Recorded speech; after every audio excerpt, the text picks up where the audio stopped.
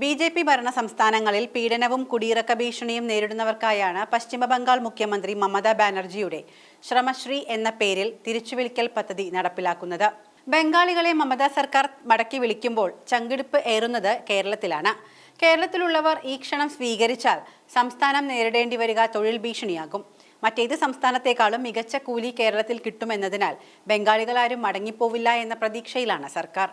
BJP. സർക്കാരുകൾ ബംഗ്ലാദേശികളായി മുദ്രകുത്തിയതിനെ തുടർന്ന് ബംഗാളി മുസ്ലിങ്ങൾക്കെതിരായ സമീപകാല അടിച്ചമർത്തൽ ഉൾപ്പെടെ മറ്റെവിടെയെങ്കിലും ബുദ്ധിമുട്ടുകൾ നേരിടുന്നതിനെ തുടർന്ന് ബംഗാളിലേക്ക് മടങ്ങാൻ നിർബന്ധിതരായ കുടിയേറ്റ തൊഴിലാളികൾക്ക് സാമ്പത്തികവും സാമൂഹികവുമായ സഹായം നൽകുന്നതിനാണ് ഇത് ലക്ഷ്യമിടുന്നത്. നബനയിൽ നടന്ന മന്ത്രിസഭാ യോഗത്തിന് ശേഷം മറ്റ് സംസ്ഥാനങ്ങളിൽ നിന്ന് ബംഗാളിലേക്ക് മടങ്ങിയെത്തുന്നവർക്ക് ഉടനടി പിന്തുണ നൽകുമെന്ന് മുഖ്യമന്ത്രി പ്രഖ്യാപിച്ചു. ഈ പദ്ധതി ബംഗാളിൽ നിന്നുള്ള കുടിയേറ്റ തൊഴിലാളികൾക്ക് മാത്രമുള്ളതാണ്. കേരളം ഉൾപ്പെടെയുള്ള സംസ്ഥാനങ്ങളിലേക്ക് 22 ലക്ഷം ബംഗാളികൾ കുടിയേറിയിട്ടുണ്ട് എന്നാണ് കണക്ക്. ബീഹാർ ഉൾപ്പെടെയുള്ള സംസ്ഥാനങ്ങളിൽ വോട്ടർ പട്ടികയിലെ വെട്ടിനിരത്തൽ കൂടിയാണ് മമതയുടെ തിരിച്ചുവരവിന് കാരണമെന്ന് വിലയിരുത്തപ്പെടുന്നു. കേരളത്തിൽ മാത്രം 35 ലക്ഷം അതിഥി തൊഴിലാളികൾ ഉണ്ടെന്നാണ് കണക്കുകൾ പറയുന്നത്. ഇതിൽ ബംഗാളികൾ 41% വരും. കായികാധ്വാനം ഏറെയുള്ള നിർമ്മാണ രംഗത്താണ് അവർ കൂടുതലായും ജോലി ചെയ്യുന്നത്. കേരളത്തിലെ കൂലി തന്നെയാണ് മുഖ്യ ആകർഷണം. ശരാശരി 800 മുതൽ 900 രൂപ വരെയാണ് കൂലി. മേസ്തിരിക്ക് 1200 രൂപ വരെയും ലഭിക്കും.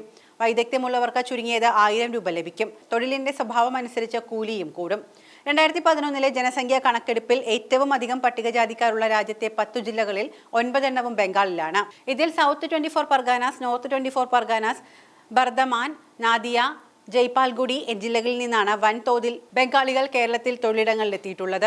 ബംഗാളിൽ നിന്നുള്ള തൊഴിലാളികളിൽ 2-1 മുസ്ലിം വിഭാഗത്തിൽപ്പെട്ടവരാണെന്ന് ആസൂത്രണ ബോർഡ് റിപ്പോർട്ട് ചൂണ്ടിക്കാണിക്കുന്നു. എറണാകുളം പെരുമ്പാവൂരിലെ പ്ലൈവുഡ് മേഖലയിൽ മുർഷിദാബാദ്, ജയ്പാൽഗുഡി, കൂച്ച് ബഹാൻ, നാദിയ ജില്ലകളിൽ നിന്നുള്ളവർ ഏറെയുണ്ട്. പരമ്പരാഗത ഹിന്ദു മത്സ്യത്തൊഴിലാളി മേഖലയായ സൗത്ത് 24 പർഗാനസിൽ നിന്നുള്ളവരും കേരളത്തിന്റെ തീരപ്രദേശങ്ങളിൽ തൊഴിലെടുക്കുന്നത് കാണാം.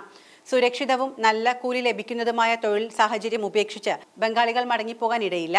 അതേസമയം ബംഗ്ലാദേശികൾ എന്ന മുദ്രകുത്തിയുള്ള വിദ്വേഷ പ്രചാരണം, ഭീതി വിതച്ചതു കാരണമുള്ള അരക്ഷിതത്വം ചിലയിടങ്ങളിലുണ്ട് എന്നാണ് പറയപ്പെടുന്നത്. മടങ്ങി വരുന്നവർക്ക് ബംഗാളിൽ ജോലി കിട്ടുന്നതുവരെ പ്രതിമാസം 5000 രൂപ വീതം 1 വർഷം വരെ ലഭ്യമാക്കും. മക്കൾക്ക് സൗജന്യ വിദ്യാഭ്യാസം, കുടുംബത്തിന് ഭക്ഷ്യഭദ്രത, ആരോഗ്യ പദ്ധതികളുടെ ആനുകൂല്യവും തുടങ്ങിയവയാണ് മമതയുടെ പ്രഖ്യാപനം. വീടില്ലാത്തവർക്ക് കമ്മ്യൂണിറ്റി കോച്ചിംഗ് സെന്ററുകളിൽ താമസ സൗകര്യം ഒരുക്കുമെന്നും കുട്ടികൾക്ക് സ്കൂൾ വിദ്യാഭ്യാസം ഒരുക്കുമെന്നും കന്യാശ്രീ, ശിക്ഷശ്രീ തുടങ്ങിയ ക്ഷേമ പദ്ധതികളിലേക്ക് പ്രവേശനം നൽകുമെന്നും സർക്കാർ പ്രഖ്യാപനത്തിലുണ്ട്.